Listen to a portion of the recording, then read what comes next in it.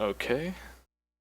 So, to preface this, I'll just say that on offense, on any map, it's really just going to be a matter of coordinating between your combo and flank. Borneo's a little different, just because at a couple different points you have to work around rotations more so than purely picks. But at the same time, Borneo is also a good map for coordinating flank aggression and combo aggression, and the combination of the two are going to be what you need to see, or what you're going to want to see going into this map at all.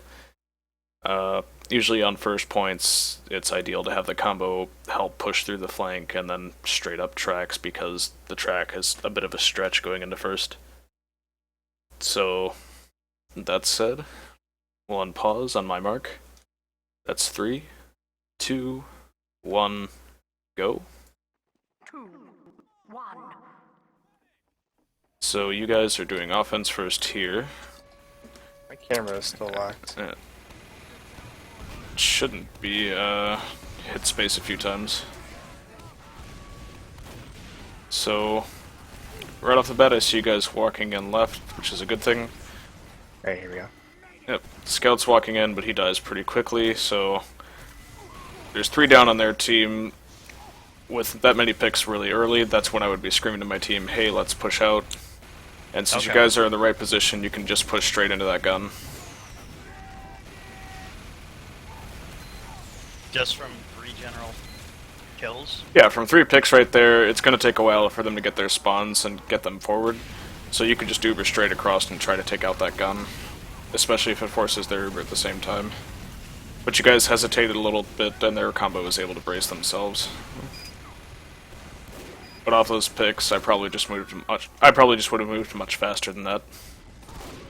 And speed is something you're going to need going into higher levels of play. So just working around more spontaneous calls like that is something you should start trying in scrims. You'll find that being able to work spontaneously when it comes to combo aggression can be a little, well, not a little, but it can be extremely useful. So that first push didn't really work because you couldn't take enough ground with enough people, and your med died immediately afterwards. And again here, I'm just gonna state the obvious and say keep your medic alive, whatever the cost. Yeah. If everyone has to look around for spies, so be it, then just do that. But if it's a matter of snipers, you have to tank your sniper. Just whatever you have to do, that'll keep your medic alive. So right here, they're backing off into house. This would be a perfect opportunity for your demo to take the ground he's taking. He's forcing their Uber, your medic wants to get back now. If you get out with enough live numbers, you can just definitely keep your Uber advantage and go forward, so...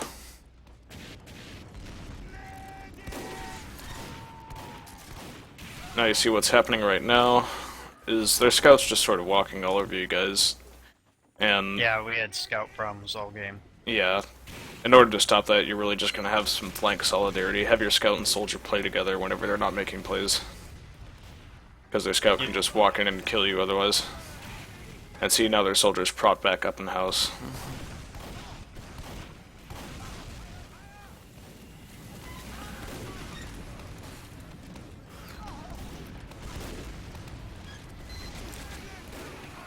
Let's see. Oh, seeing you guys push this first makes me feel nowhere nearly as bad as the time it took me to cap off DK yesterday. Yeah. It took me a minute 45 to get first off of them. But yeah, this is just pretty messy. You're telling me. Yeah, so they're moving their gun forward just a little bit, which means that if you were just to push forward, you'd only really have to have your heavy and demo forward. But right here, you got 2 picks, and if I saw that, I'd be screaming at my team to get on second. You guys are just sitting here stacking the cart for no real reason, and you get forced because something was behind you. If you had moved forward, you probably wouldn't have had to force so early, and you could have probably swung off the momentum to take second pretty much immediately. Which I think that looks like what you're gonna do. We'll see what their team does. We're definitely not gonna get it immediately, but yeah, we did try to. Yeah. And you got the right idea here, but your medic goes down again to that scout. Yeah. The best way to combat that in this case is just to have your medic play closer to your heavy, and to have your heavy be a little more aware. Okay. And you're the heavy, you should just be looking around you all the time if you're not pushing out, so you seem to be doing that pretty well, just do a slightly better job at it. And I'm trying to say that with a bit of facetiousness. Well, is there anything a heavy can even... Of course he can do things, he can put bullets in them, but what's the... How does the heavy handle someone who's just dedicated running the force of nature? You just have to shoot at him, and if you can't shoot at him, you just have to have your pyro puff him. Like right there, your pyro gets the shotgun. And having a pyro focus a scout's not really the worst thing at all. If you talk to anyone on SJW last season, they can tell you I really heavily focused scouts when I had to play pyro. And it worked because their scout wasn't ready for having a pyro in their face the entire time. Okay, that's an easy fix. Glad to hear it. Yeah. Of course, if you have your pyro play around from you like that, the heavy medic demo just have to be a little more aware of spies. Right. So, you know, check your corners, check around props and things like that. You know, walk into things when you're just sort of farting around. So, right here, I'm not really sure what you guys are doing getting out of house. We were trying to make a push through crates. Now you see that's a good idea and a bad idea at the same time. It's a good idea because you get that distance, but it's a bad idea in the sense that you would just have to walk across a huge sight line and risk getting shot by the sniper. Like, getting a close push in like that is definitely, you know, the way to go. But your execution there was a little sloppy. You probably could have done a little better if you just went in demo first, threw a bunch of sticks down, and then Ubered him. Now, how would we do that without the demo just getting lit up? You just have your demo just sit back and throw sticks. He can throw stickies at a range. Oh, you mean from... Yeah. So are you saying split the combo and put... Well, just have the demo play back just a little bit more. Have him throw some sticks down while the heavy goes in, and then once the heavy's in, the demo can walk in. Okay. And having those sticks, it'll either force their team out, or it'll do enough damage that your heavy can just clean up off and force them.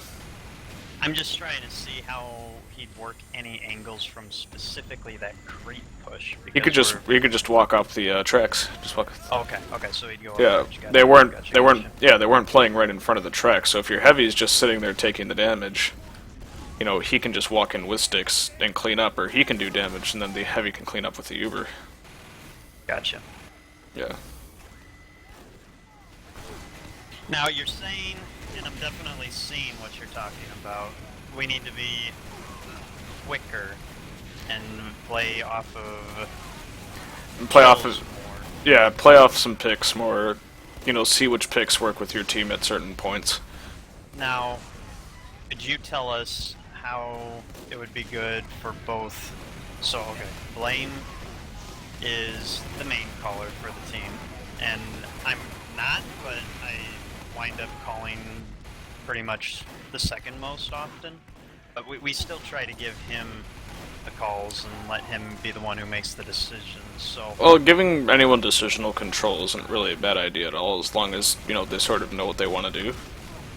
But at the same time, if you're doing like sort of co-calling situation, DK in season 15 had a similar sort of setup. But if you're doing any sort of co-calling system like that, you know, the best thing can be is, you know, if someone sees an advantage that the other person's just not seeing, can say, hey, you know, their flank is down, why don't we push here? Then the main caller just might say, hey, that's a good idea, let's go try that. okay.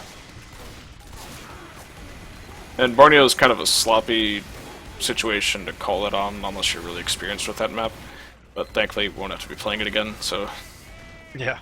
Yeah, now right here you guys are in a bit of a tight spot. It's really bad to hold this area, for Yeah, obvious reasons. Your med's gonna get forced here out of just being you, or being there. But for some reason, just you guys being there and Ubering onto it is enough to force them out.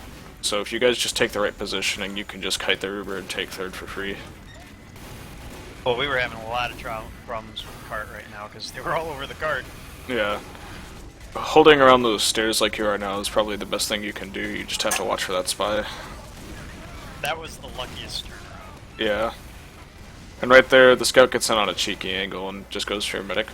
Now, one thing you can do when their scout is just sacking in like that all the time, and it'll work to your advantage a little more, is if your pyro just plays around you, or your pyro doesn't, what you can actually do is flood their flank, because it's most of the time will just be their soldier on their flank.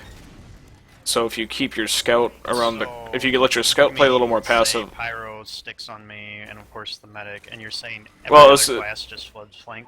Well, assuming that you can flood their flank, like, say if their scout sacks in and he dies, he doesn't get any picks, what you can do at that point, because their soldier will more than likely be alone, is you can just send a pyro and your soldier to their flank and have your scout play a little more passively. Gotcha. That's something you can try, and flooding their flank because their scout and soldier aren't playing together is going to be one of the ways that you can sort of win flank fights.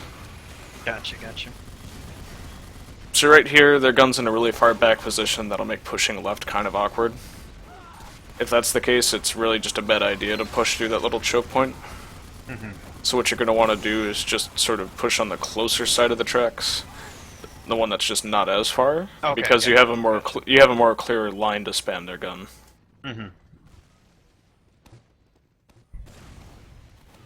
But at the same time, a push from right would do just as well. And here shortly, I believe we did push right. If that was, I think we definitely did it in either the first or second half. I think we did it in the first. Yeah, I think we did 2 pushes left and then said, let's try right. Alright. So right here, just looking off them not having a pyro, if I had Uber, that would be like a situation where I might spontaneously just say, hey, let's push in left. Because not having a pyro can sort of get you through chokes real easily. Yeah.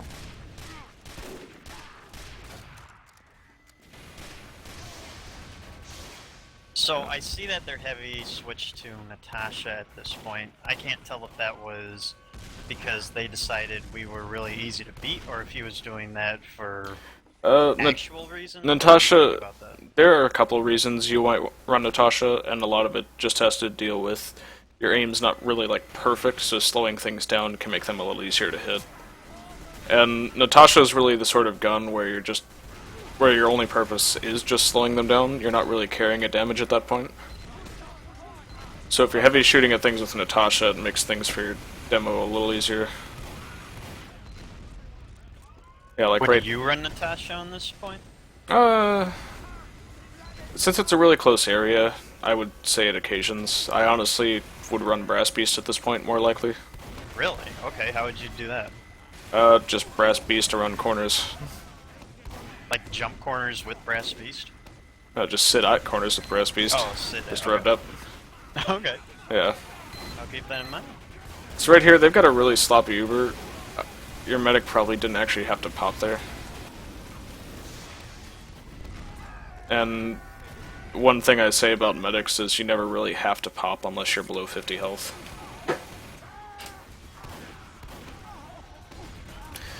Right there, if you hadn't popped, you could have saved that Uber just to walk in left. And since they were 4 down, that probably would have been a good enough push. So right there, their medic goes down. Your medic being alive is a good thing. I guess that's an understatement. It's a great thing at this point. So... yeah, all game, their medic was dropping, but we weren't able to turn that into kills, because just things like this, all game. Yeah, they're sending a lot of players into you, and you guys are getting slightly out DM'd. And DM's not really going to be the worst thing here. It's just going to be a lot of positioning. And if you manage to position yourself in such a way that you just can't be DM'd, like I see you guys holding really choky areas a lot for seemingly no reason. If you guys can just find yourselves in situations where it's like you're in an open space, it'll be much harder for things like soldiers just to walk in and kill 3 or 4 of you at a time. Okay. So we should not have been holding those corners all the time then. Yeah, no, you want to hold just like a little back because it's really hard to telegraph a few things coming at you.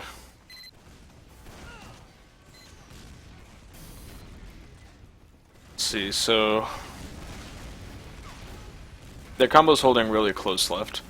At this point, with how hard they're closing left, they're just bracing for that left push, so getting Uber and pushing right would probably be the way to go. Like, you see right there how their scout's just sacking for your medic at every chance he gets.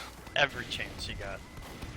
Yeah, whenever he doesn't get anything, or if he doesn't get any sort of picks like that, that would be a good way, that would be like a good call sign just to go flood their flank if you have the numbers. But what the heck even is the flank on last? It's wherever their combo is not. Gotcha, okay.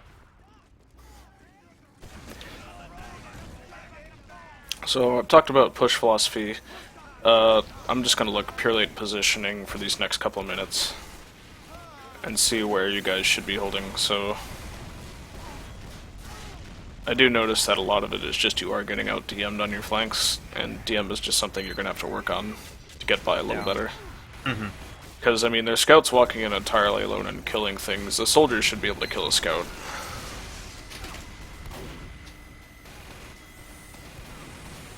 So, the scout just walks in and dies a lot, then their soldiers just bombing in. You can use that to your advantage, like see their flanks down right now. If you know their combo's holding left, you can just start walking in right purely off that. Because they're not going to have a flank to do any cleanup in the post-Uber, and you will.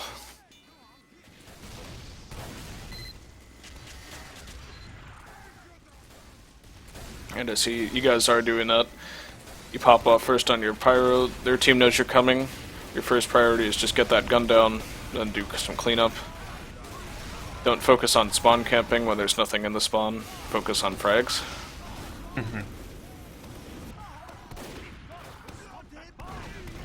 You see you guys Ubered in, but you didn't really get any frags, so you wiped in the post-Uber. Yeah. So, rather than just Ubering in and getting the spawn, you want to Uber, get the gun, then start focusing frags. Other things should be coming in with you and cleaning up. Right now you have a forward level 3. That's not useful at all. And Okay. the level of not useful that is so useless that you might as well just not even have an NG at that point. And I'm being harsh with that wording there, because a forward level 3 does absolutely no good unless they are trying to push out. Gotcha. Which they're not at this point. They have a good enough time that they don't really need to try. So, having a mini sentry and then having your NG walk in with shotgun DM during the Uber probably would have done much better for you. Okay.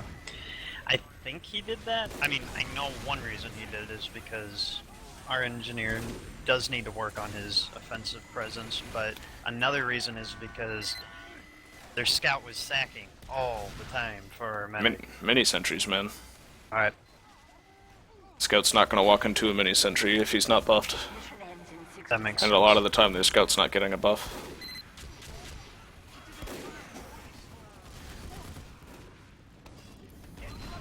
So, there's not much that I can really say about breaking their hold right now. It's just you guys are getting picks, but during your Ubers you're not really accomplishing anything with them. Yeah. And a lot of that's just going to rely on coordinated aggression between your flank and combo. Your combo's pushing in, but you don't really have any flank presence, or your flank is pushing in and you don't have any combo presence. It's got to be both at the same time. It can't be one or the other like it's being. Gotcha. Like right here, your soldier is pressuring their heavy alone. He's just going to get caught up by this soldier and he's going to die. Just like that. Yeah. Now, Mission I ends in get 10 the idea that we need to all go in as a group, 5, but before we're ready to actually push, how do you suggest we work angles and still pressure them without committing? Well, there's always the option to push corners, you know, span things around corners, or just hold down areas where they're being aggressive. Like, rather than pushing that corner, what your soldier just could have done would have just been to hold that corner, and then rotate between there and the tracks to see if anything's trying to peek out, like their scout. And then he can just say, hey, their scout's walking in, rather than dying, and then their scout walking in because you didn't have a soldier there. The flank needs to hold relatively passively until the combo pushes in, unless the flank gets a pick from one of their players being overextended. Gotcha, so more passive. And that makes sense, because I've heard many times from high-level players, it's more important, with the exception of being in the push, it's more important usually to stay alive than it is to get kills, or to chase kills, that is. Yeah, because very often if you go to chase a kill, you'll die in the process. So, generally, if going for a pick risks dying, and you're on offense, then don't really go for it.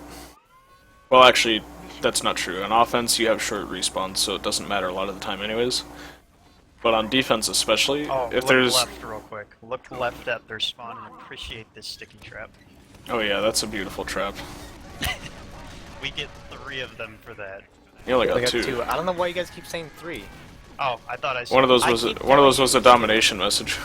Yeah, my bad. But yeah, Anyway. that's a pretty cheeky trap. I like it. Yeah. I actually probably use that if I ever have to. No, I will use that again on Monday. Because I have to play EVL's match. Play EVL's. Yeah. So, but what you're saying about offense, so you're saying we should try more for kills. You should try a little more for kills because you can be a bit reckless with spawns. But generally, you have to look at payoff versus risk. So if your demo wants to try and get a kill, he needs to make sure people are with him so he doesn't die. But if your demo dies going for a kill, that's a sign that everyone else needs to surround your medic and just help keep him alive. Gotcha. But at the same time, your demo really shouldn't be pushing it Now- alone anyways.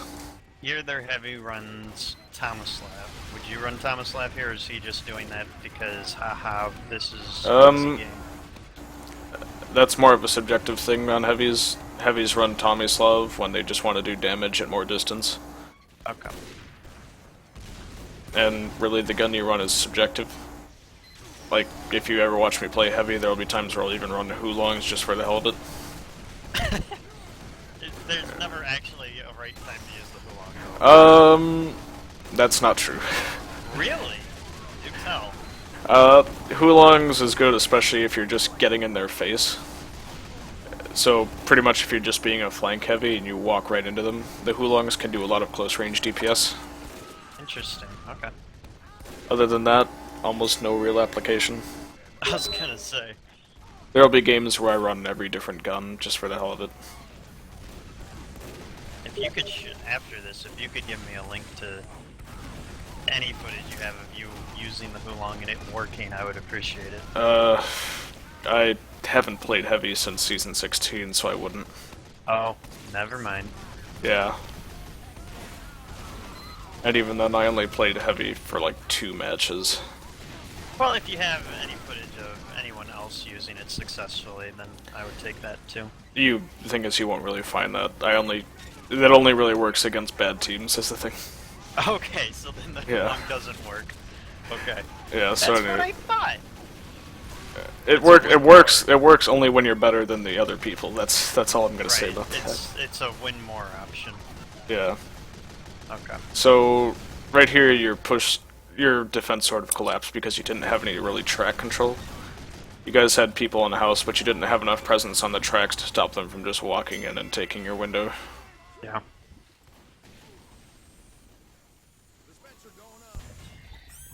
So, it doesn't look like it's this demo, or this round, where they did it. Maybe they do switch later, but one thing that was incredibly infuriating about the second round, they ran heavy and had him just use Fist of Steel on the cart all game, and we couldn't deal with it. Maybe it was because we were just plain old getting out DM, but what would you suggest to deal with a heavy who's just sitting on cart all game? Snipers. Snipers. Okay. Yeah, that's really all you can do to a heavy that's just sitting on the cart. And Fist of Steel heavy on the cart is pretty much standard. It's standard, actually. Yeah, the heavy doesn't really have the heavy doesn't really have anything to do on offense. So at times he'll just Fist of Steel the cart through so the NG or scout can do something else. That's actually great to know. We honestly thought it was a gimmick because No. Okay. It- Well, it's that's a something we'll it's a legit definitely be thing. practicing then. Yeah, we'll definitely be practicing that. Now, if we are running Fist of Steel and I'm sitting on the cart, of course, Flame isn't going to have near as much protection. What do you do to protect the medic when the heavy's off? You doing just cart have to jumps? be more aware. Okay. It's really But all you don't can say about it. rotate classes towards him or anything? You might say to your pyro or scout, hey, play a little close to our medic at this point, but at the same time, you don't really have to. But yeah, Fist of Steel on the cart, definitely not a gimmick. It's a thing a lot of plat teams do. Okay.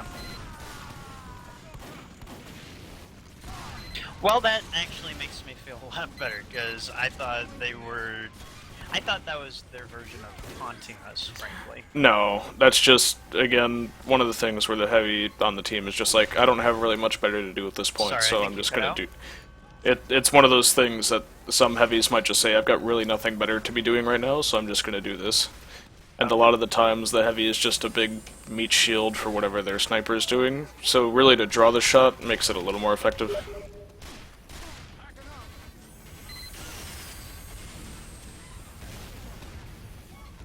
Already we've learned more than if we would have stayed in steel. Yeah, this is... It's gonna be a learning experience for you guys, definitely. But, you know, he's looking at your defense here. You're not really forward enough and right to keep this hold, so they're gonna take it from you pretty shortly here. Actually, you get their demos, so you could probably push into that.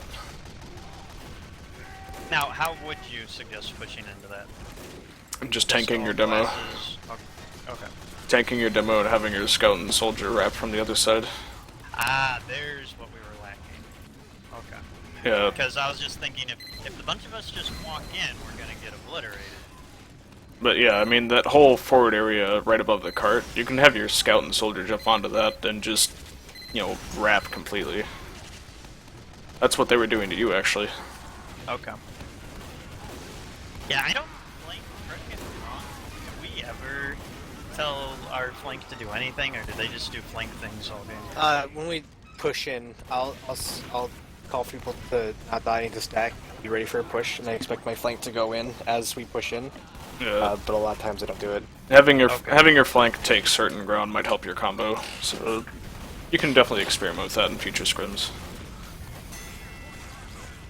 But beyond stacking for pushes, we don't tell them to do anything, do we? Not outside of what I've told them to do in like the pregame. Right. Okay. Okay. Yeah.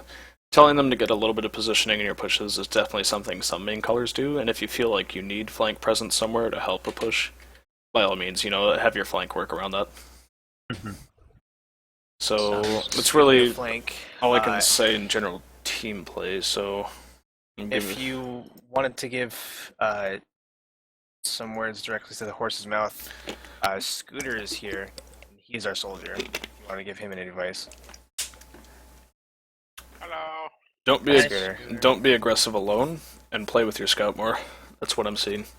Alright. Yeah, that's what I imagine somebody would say to me that's better than me. Like, there's really no reason for you to be pushing it alone most of the times, and you're dying just because of that. Because what happens a lot of the time is you're going to push in alone, you're going to take a bunch of damage. Whoever they have, if they have health, they're just going to chase you for the frag because you have to back off to get health. Yeah. I kind of figured that out at the end of that game. Because I think when we're scrimming things or scrimming teams and stuff like that, I would do like stupid plays. I would like kill the med for it, like a lot of the times or something. Well, I mean, if you get a decent sack in, that's a bit different. Yeah. But if you sack for a class, you have to brace for anything that might come out of that. So if you sack for their medic, they might send a bunch of people their flank to sack for your medic like their scout was doing. Yeah. Yeah. So, you know, it's just going to be sort of a team thing at that point. If you get a decent sack, you have to be ready for a counter sack. Yeah.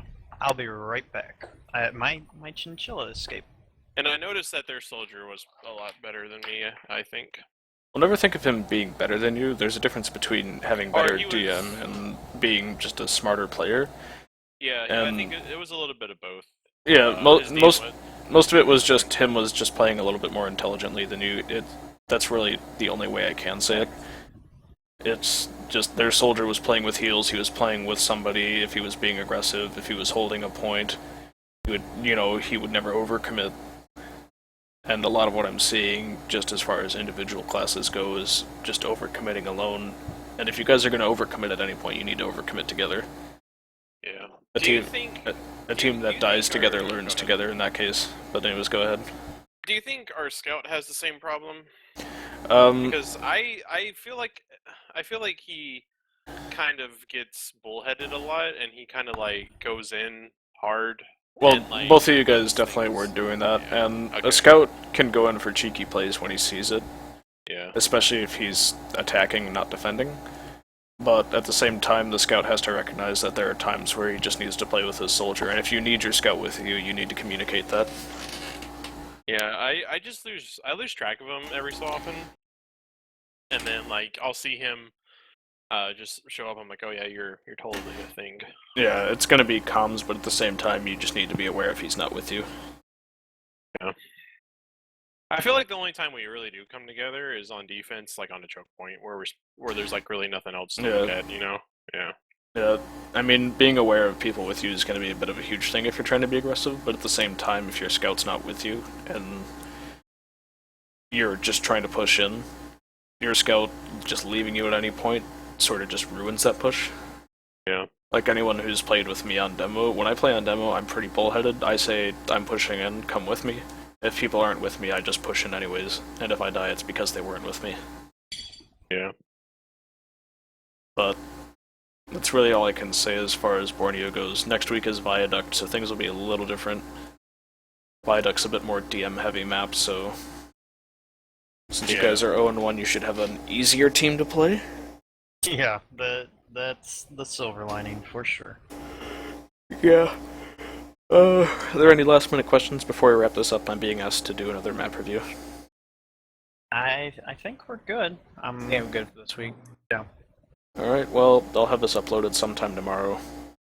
excellent. And- Will that be on your Twitch? No, it'll be on my YouTube account. Okay, if you could just throw me that link, that'd be great. Yeah, I'll link it to you when it's up. Alright, other than that, bon voyage, farewell, Thank Alright, you. I'll see you. and Thank you. Yeah, good man. luck in the coming week.